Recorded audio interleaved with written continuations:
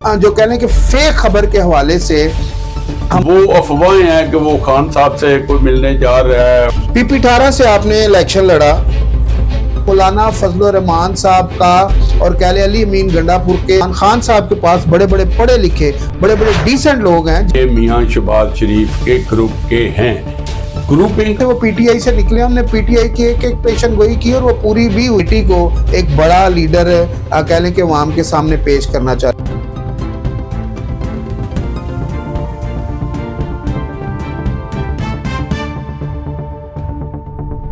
जी तो अस्सलाम वालेकुम नाज़रीन, जेजेडीवी के प्लेटफॉर्म से मैं हूं सुल्तान और आप देख रहे हैं मेरा डिजिटल चैनल।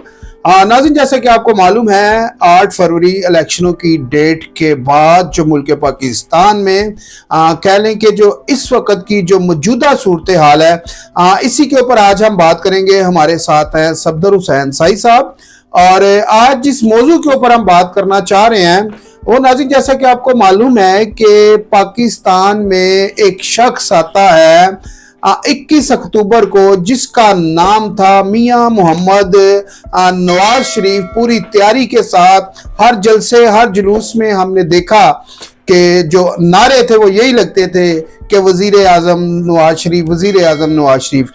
इसी तरह अगर दीगर जमातों की हम बात करते हैं, पीपल्स पार्टी पीटीआई ने भी अपने जलसे किए और कह लें कि पाबंदी के बावजूद भी कह लें कि काफ़ी सारे जलसे किए गए इस मुल्क पाकिस्तान में।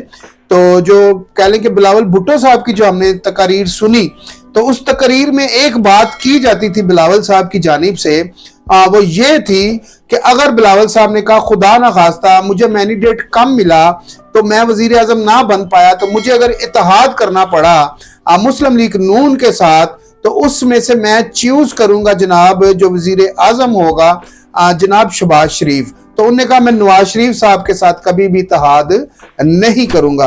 2 रोज पहले तक जो बातें इस कह लें कि मुल्क पाकिस्तान में सियासी हलकों में चलती रही वो यही थी कि अगर इत्तेहाद होगा तो जनाब शहबाज शरीफ साहब के साथ, और नवाज शरीफ साहब जो है कि अपनी पूरी कह लें कि तैयारी में वजीर आजम बनने के लिए मुल्क पाकिस्तान में आए। अब जो खबरें सामने आ रही हैं वो ये हैं, कभी तो अच्छा आपको एक चीज़ और बता दें कि ये मुल्क पाकिस्तान में ख़ास करके हमारे पाकिस्तान में जो कह लें कि फेक खबर के हवाले से हमारा मुल्क बहुत एडवांस है। फेसबुक, यूट्यूब, अच्छा ये ज़्यादा जो इल्ज़ामात आते हैं ये आते हैं पीटीआई के जो फॉलोअर हैं, और यानी कि बहुत ऐसी खबरें हैं जो कह लें कि फेक बनाकर चलाई जाती हैं। और जो कह लें कि पीटीआई का कह लें कि जो मीडिया सेल है, अगर उसके हवाले से भी बात की जाए तो ये चीज़ें काफ़ी सारी सामने नज़र आती हैं। अब जो कह लें कि जो करंट खबर आई है, आज सुबह से मीडिया पे खबर चल रही है, वो ये है कि मौलाना फजलुर रहमान साहब जेल जा रहे हैं। किसके साथ मिलने के लिए जी? इमरान खान साहब के साथ। कभी खबरें आती हैं कि इमरान खान साहब का जो वफ्द है वो मौलाना फजलुर रहमान साहब के पास जा रहा है। कभी ये खबरें आती हैं कि जो जरदारी साहब साबका कह लें कि इस मुल्क के सदर रह चुके हैं। कभी खबर आती है जी वो जेल में चले गए। कभी खबर आती है कि जो वीगो डाले हैं वो जनाब अडियाला जेल में पहुंच गए। तो आखिर कौन सी ऐसी बात है जो आज तक मुझसे और आपसे दूर है? इसीलिए मैं हमेशा आपसे कहता हूं खबरों पे नजर रखें, बाखबर रहें, ताकि आपको अपने मुल्क की जो सूरत हाल है वो पता होनी चाहिए। 6 कॉमन सेंस के हवाले से अगर बात की जाए, जिसे पंजाबी में हम छट्टीस कहते हैं, तो इसको जगा के रखें। आज के प्रोग्राम का मौजू भी ये है। मौजू की तरफ आगे बढ़ने से पहले मेरी रिक्वेस्ट है कि मेरे चैनल को लाइक कर दें, शेयर कर दें, सब्सक्राइब कर दें और कह लें कि टीएलपी के पीपी 18 से जो टिकट होल्डर थे वो हमारे साथ हैं इस टाइम पर। कुछ इनसे भी हम जानेंगे, इनके कह लें कि तजर्बे की रोशनी में कुछ हम इनसे ऐसी बातें आपको निकलवा के देंगे जिससे आपको कोई रोशनी मिल सके। जी अस्सलाम वालेकुम भाई साहब, क्या हाल है? ठीक है जी सर। ये जो इस वक्त की जो मौजूदा सूरत हाल है, इसके हवाले से आपकी सियासत पे क्या गहरी नजर है? क्या कहना चाहेंगे? क्या इत्तेहाद होगा मुस्लिम लीग नून का, या फिर पीपल्स पार्टी का ये इत्तेहाद होने जा रहा है या हो चुका है?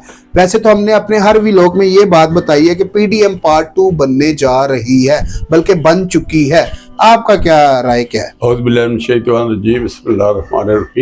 सबसे पहले मैं आपका शुक्रगुजार हूँ। जहाँ तक आपके सवाल का तल्लक है वो ये है कि मेरे ख्याल के मुताबिक मुस्लिम लीग नून और पीपल पार्टी का इत्तेहाद हो चुका है। इसमें अब कोई अवाम की बात नहीं है। जहाँ तक सोशल मीडिया, यूट्यूब पर है, ये अपना फेसबुक है, ये तो हमेशा झूठी खबरें देने में मास्टर हैं, अपना कोई सानी नहीं रखते। लेकिन जैसे कि आपने सवाल में भी कहा है कि समझदार लोगों के लिए हर बात सुनकर उससे अपना तजिया करना चाहिए कि क्या होने वाला है। उसके मुताबिक पीपल पार्टी और मुस्लिम लीग नून का इत्तेहाद हो चुका है। और मेरी ये भी पेशीन को ही समझ लें कि फिलहाल पीपल पार्टी बिल्कुल रजामंद नहीं है वजारतें लेने में, उन्हें कोई दिलचस्पी नहीं मरकज में। वो ज़रूर सदर का इलेक्शन लड़ेंगे, चेयरमैन सेनेट का लड़ेंगे, स्पीकर का इलेक्शन लड़ेंगे, जिससे वो इनसे वोट मांगेंगे, दूसरी जमातों के साथ भी रब्ता करेंगे। बकाया सब अफवाहें हैं कि वो गवर्नरशिप भी मांग रहे हैं, गवर्नरशिप भी मांग रहे हैं, जरूर मांगेंगे मरकज से। वो अफवाहें हैं कि वो खान साहब से कोई मिलने जा रहा है, मौलाना फजल रहमान मिलने के लिए जा रहे हैं, जरदारी साहब। लेकिन जो हुकूमतें पाकिस्तान में हुकूमत बनवाती हैं, हुकूमतें वापस घर भेजती हैं, उनकी जो उनके कह ले कि मर्जी के मुताबिक उनके मंशा के खिलाफ कोई काम नहीं हो सकता। ये सब अफवाहें हैं। ये जो आपने फरमाया है ना कि PDM2 बनने जा रहा है, वो बन चुका है जी। तो नाज़रीन, यहाँ पर मैं आपको बता दूं कि जो हमारे इस वक्त मुल्क की जो सूरत हाल है, जैसा कि आपको बता दें कि जैसे ही कह लें कि PDM हुकूमत बनी थी, तो PDM हुकूमत में कह लें कि जो IMF से कर्जा लिया गया था वो था $3 अरब। $3 अरब के लिए जैसा कि आपको मालूम है कि हमारी जो कह लें कि PDM की हुकूमत थी, जैसे कि आपको मालूम है PDM हुकूमत के कह लें जो वज़ीर आज़म शहबाज शरीफ साहब थे और कह लें कि जो वज़ीर ख़जाना थे, कह लें कि इनकी नाक की लकीरें निकलवा दी गई थी $3 अरब लेने के लिए। अभी हुकूमत आई नहीं, PDM और कह लें PDM पार्ट 2, यानी कि अभी की जो हुकूमत है PDM पार्ट 2 अभी से $6 अरब की कह लें कि डिमांड कर रही है IMF से। अगर तो आप ये देखें कि $3 अरब लेने के बाद आपके मुल्क में इतनी महंगाई हुई है, तो सोचे जब $6 अरब लिया जाएगा तो फिर क्या होगा। अभी से कह लें कुछ खबरें हमें जो ज़राए से मिल रही हैं वो ये हैं कि जो कह लें कि जो गाड़ियों की इस वक्त है कह लें कि जो कीमतें हैं वो बढ़ने जा रही हैं। पेट्रोल डीजल की आज रात से हो सकता है कि कीमतें बढ़ जाए, ठीक है। और कह लें कि बिजली के बिलों में इजाफा कर दिया गया है तकरीबन 80 से 85 अरब डॉलर अभी से जो है 80 से 85 अरब जो है अभी से कह लें कि इस अवाम के ऊपर जो बम गिरा दिया गया है बिजली के हवाले से जो इजाफा किया गया है। गैस में कह लें कि इजाफा कर दिया गया है। तो जब ये हुकूमतें आएंगी $6 अरब IMF से लेंगी, फिर ये कह लें कि जो सराय सूत है महंगाई की ये किस जगह पर जाके रुकेगी। क्या मुल्क में कोई आईनी बहरान आने वाला है? क्या मुल्क की जो कह लें कि पेशन गोइयां पहले से की जा रही थी क्या वो सच होने जा रही हैं? तो मैं माजरत उन लोगों से कि जो कह लें कि इस वक्त कह लें कि जो इसके ऊपर मीडिया के ऊपर फेक खबरें फैला रहे हैं कि किसी भी तरह कह लें कि इस हुकूमत को बैठने क्यों नहीं दिया जा रहा। ये जो फेक खबरें आप फैला रहे हैं इससे आपकी कह लें कि जो इकोनॉमी है उसको काफ़ी नुकसान पहुंचता है। जैसे ही नाज़रीन कह लें कि PDM हुकूमत का इत्तेहाद सामने आया था तो इसी तरह आपकी जो मंडी थी एकदम से उसने ग्रो किया था। उससे पहले ये आलमी मंडी आपकी गिरी हुई थी। तो आपके मुल्क में जब कोई अच्छे फैसले होते हैं तो मुल्क आपका बेहतरी की तरफ जाता है। और जब ये आप फेक खबरें फैलाते हैं जनाब, माजरत के साथ जो ऐसे सहाफ़ी अपने आप को कहलाते हैं जो सहाफ़ी कहलाने के लायक भी नहीं है, सहाफ़त आपने करनी है सच की बुनियाद पे करें। और अपने मुल्क को अगर आप फेक खबरों की बजाय नीचे लेके जाएंगे तो मेरा ख्याल आप असल में वो मुल्क दुश्मन है आज जिनकी गर्दन जो है हमारी एजेंसियों की हाथ में होनी चाहिए जो फेक खबरें फैलाते हैं। सच खबर बुलाएं, अपने मुल्क को सही सिमत पे लेकर जाएं। उसकी वजह यह है कि अगर कोई बॉर्डर पे मरता है तो वो फौजी मरता है। हमेशा मैं आपको यही कहता हूं, कभी सियासतदान बॉर्डर पे नहीं मरा। तो लिहाजा मेहरबानी करें, फेक खबरों से परहेज करें, मुल्क को सही सिमत पर ले जाने के लिए आप भी अपना हिस्सा डालें। तो मेरे साथ कह लें कि एक सीनियर शख्सियत बैठी हुई है, मैं उनसे भी ये जानना चाहूँगा क्या आपको चोई साहब ये जो आप फेक खबरें देखते हैं तो क्या इसको आप क्या करना चाहिए कि उन लोगों को जो ये फेक खबरें फैला रहे हैं? उनकी मैं भरपूर मजम्मत करता हूँ। और वो ना कौम के लिए मुखलस हैं ना मुल्क के लिए मुखलस हैं।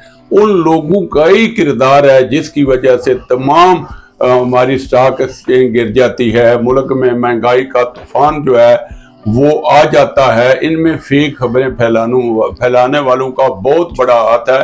इनके खिलाफ एक तरह का हम सबको जहाद करना चाहिए और इन्हें कड़ी से कड़ी सजा देनी चाहिए। सोशल मीडिया पे भी है, फेसबुक पे भी है, लेकिन इनको बिल्कुल आज़ाद नहीं छोड़ना चाहिए। इन पे चेक एंड बैलेंस होना चाहिए। जो भी बंदा मेरे समेत अगर गलत खबर देता है उसके खिलाफ जरूर कानून को हरकत में आना चाहिए। वो मुल्क के बिल्कुल खैर खा नहीं है। चई साहब, आपके तजर्बे की रोशनी में ये जानना चाहूंगा, क्या मौलाना फजल रहमान और इमरान खान एक हो सकता है? बिल्कुल नहीं हो सकते। वैसे तो सियासत में कोई चीज भी नामुमकिन नहीं, लेकिन मेरे तजर्बे और मेरे ख्याल के मुताबिक बिल्कुल नहीं हो सकते। उनकी सबसे ज्यादा आपस में दुश्मनी थी, फिर केपीके के मामलात भी हैं, फिर इमरान खान का अमीनुल्लाह गंडापुर को वजीर आला मुंतखब करना, उनका नाम देना, ये तमाम खबरें ऐसी हैं जो मौलाना फजल रहमान के मजाज के खिलाफ हैं। इसलिए वो दोनों एक नहीं हो सकते। मौलाना फजल रहमान ने हकीकत में वहीं पे जाना है जहाँ पे वो पहले थे और जहाँ पे वो खुश रहते हैं, जहाँ पे उनकी मर्जी के मुताबिक उनकी डिमांड पूरी की जाती है और उन्हें अकोमोडेट किया जाता है। आपके तजर्बे की रोशनी में ये जानना चाहूँगा, कहा यह जाता है कि जो कह लें कि नवाज शरीफ साहब हैं और मौलाना फजल रहमान साहब हैं, ये एक ही सिक्के के दो राख है, इसमें कितनी सदाकत है? कह सकते हैं आप, क्योंकि दोनों एक दूसरे के हम उम्र भी हैं, हम राज भी हैं, दोनों इकट्ठे चले भी हैं, आगे भी उन्होंने चलना है। इसमें कोई शक की गुंजाइश नहीं है। हम राज कैसे कह सकते हैं? कौन से हम राज तो ऐसे ही है जैसे पीडीएम में इकट्ठे रहे हैं। वो एक दूसरे की खूबियां और खामियां जानते हैं। आज से नहीं, वो दोनों तकरीबन मेरे ख्याल के मुताबिक उन्होंने सियासत एक ही वक्त में शुरू की थी, इसलिए वो एक दूसरे को बहुत अच्छी तरह जानते हैं। उनकी आपस में अंडरस्टैंडिंग भी है। इससे पहले उनकी ज्यादा अंडरस्टैंडिंग जनाब मोहम्मद आसिफ जरदारी साहब से थी। फिर उसके बाद आपने देखा है कि वो ज्यादा मुस्लिम लीग नून के साथ अपने आप को ज्यादा क्या कहते हैं कि इजी समझते थे और मुस्लिम लीग नून से को ही तरजीह देते थे। PP18 से आपने इलेक्शन लड़ा MPA के लिए और TLP से आपने इलेक्शन लड़ा। आपकी जो मुखालिफ जमातें थी, ठीक है, काफ़ी सारे लोग हार गए हैं। आपके PP18 से राजा हनीफ एडवोकेट साहब जीते? नो जी, हमारे वो सज्जाद खान साहब थे PP18 से। जीता कौन है PP18? जीता असद अब्बास है। असद अब्बास किस जमात से थे? वो असल में वादतुल मुस्लिमीन का बंदा है। उनकी सीट एडजस्टमेंट हुई थी PTI के साथ। PTI के साथ जी, मतलब PTI जीती? जी, PTI। खैर, मुख्तसर मैं ये बात आपसे इसलिए जानना चाह रहा था, आपने कहा कि सज्जाद खान साहब के साथ थोड़ी देर पहले आपने कहा कि बड़ा गलत हुआ, उस बंदे ने बड़ा वर्क किया हुआ था। तो ये बड़ी एक कह लें कि बहुत बड़े दिल करना पड़ता है ऐसी, जब अपने सियासी हरीफ के कह लें के खिलाफ आप जब कैंपेन चलाते हैं, बात करते हैं, तो जब आप उसकी अच्छाई बयान करते हैं तो बड़ा अच्छा लगता है। कि जिस तरह अभी चोई साहब थोड़ी देर पहले आपने कहा कि सज्जाद खान साहब के साथ अच्छा नहीं हुआ, उसको जीतना चाहिए था। तो मकसद ये है यहाँ पर बात करने का कि नाज़रीन, अभी भी कह लें कि मुल्क पाकिस्तान में चोई साहब जैसे ऐसे सियासतदान हैं जो अपने हरीफ और मुखालिफ को भी प्यार करते हैं। तो यहाँ पर नाज़रीन मैं आपको बता दूं, अभी थोड़ी देर पहले जिस तरह के अभी चोई साहब ने बात की अली अमीन गंडापुर के हवाले से और मौलाना फजल रहमान साहब के हवाले से कि मिल के हम कह लें कि ये कह रहे हैं कि उधर हम KPK में हुकूमत बनाएंगे, लेकिन यहाँ पर मसला ये है जो सामने आया है, वो मसला ये है कि मौलाना फजल रहमान साहब का और कह लें अली अमीन गंडापुर के रास्ते ही जुदा जुदा हैं। उन रास्ता एक है ही नहीं उनका, वो इकट्ठे चल ही नहीं सकते।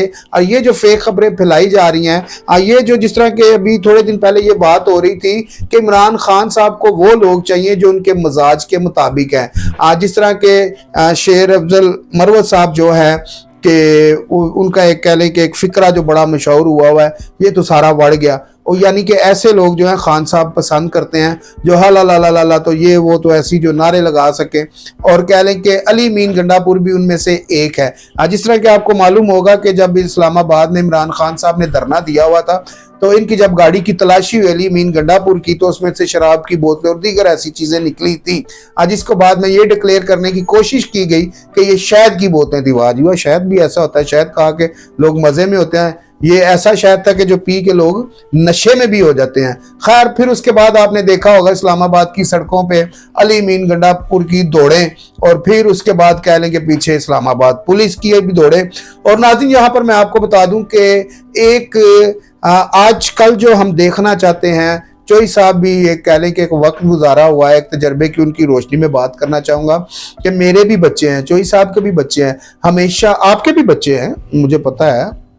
मकसद ये है बात करने का कि हमने हमेशा ये कोशिश करता है, हर कोई माँ बाप, आप भी हैं, मैं भी हैं, चोई साहब भी हैं, ये कैमरे पे हमारे भाई बैठे हुए हैं, लेकिन यहाँ पर मसला ये है, हर माँ बाप ये चाहता है कि हमने अपनी औलाद को कैसी तरबियत देनी है, कैसा माहौल देना, कैसा फ्यूचर देना है। अगर ऐसा सीएम आएगा केपीके के ऊपर है जैसे अली मीन गंडापुर साहब है, तो मुझे नहीं लगता कि कोई पाकिस्तान का कोई अच्छा फ्यूचर होगा। आपके पास इमरान खान साहब के पास बड़े बड़े पढ़े लिखे, बड़े बड़े डिसेंट लोग हैं जिनको आप सीएम के लिए नामजद कर सकते हैं, लेकिन खुदारा ऐसे लोगों को बड़े बड़े मनसब पे मत लाएं जिसको कल को आपके हमारे बच्चे देख के उनके ऊपर गलत इफेक्ट इस चीज़ का पड़े। तो लिहाजा हम जो बात करना चाह रहे थे आज के हवाले से, आज का जो मौजू है हमारा, हम आप वापिस आएंगे जनाब नवाज शरीफ साहब के हवाले से। चोई साहब ये बताएं, क्या नवाज शरीफ साहब के साथ कोई हाथ हो गया? ये बात जो आप फरमा रहे हैं कि हाथ होने वाली, हाथ तो नहीं हुआ मेरे नजदीक। अच्छा। क्योंकि मैंने आगे आपको ऑफ द रिकॉर्ड भी बात बताई थी इस इंटरव्यू से पहले कि मेरे अपने ख्याल के मुताबिक 1 साल कबल भी यही बात थी कि मियां शहबाज शरीफ साहब ही प्राइम मिनिस्टर बनेंगे। वो अपने भाई को सच्ची बात नहीं बता रहे, उनकी आला हुकाम से तमाम बातें तय हो चुकी थी। नवाज शरीफ को लाना इसलिए मजबूरी थी कि एक तो उनके केसेस खत्म हों, वो तमाम जो सजाएं हुई थी वो माफ हो जाए। दूसरा ये है कि ये भी फेज लोगों के, अगर अवाम में या पब्लिक में कोई वोट है तो फिलहाल मियां नवाज शरीफ का साहब का है।